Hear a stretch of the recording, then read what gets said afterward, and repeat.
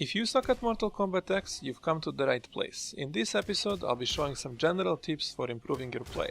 It's a good idea to play as one character when you're first starting out just to get the mechanics of the game down and improve your understanding. In these examples I use Scorpion, but if you have another favorite, feel free to use them. Now, one of the first things you're going to want to do is get familiar with some of the simple combos that you can find in the move list. For example, one of the most basic combos for Scorpion is the YXP, or Triangle Square Circle.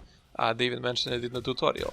The reason you want to learn a few basic combos is so that you're not button mashing and so that you can mix up your attack when attacking the opponent.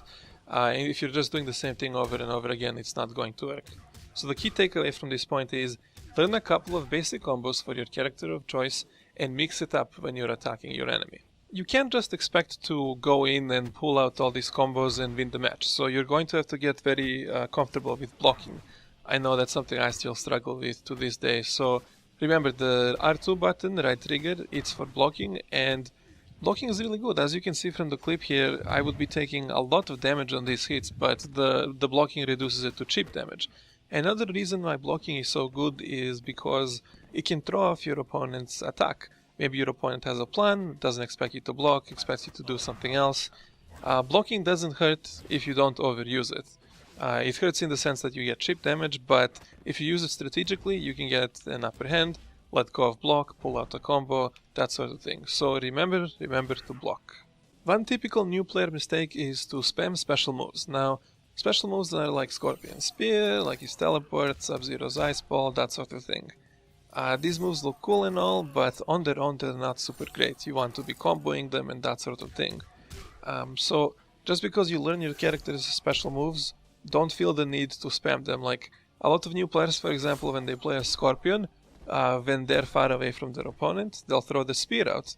The spear is really easy to jump over and to block even and whatever. So just make sure that you're not constantly using special moves. If there's an opportunity for you to throw an ice ball, for you to throw a spear, that's great, but don't use these moves just because they're called special moves. Most importantly, please pay attention to your opponent.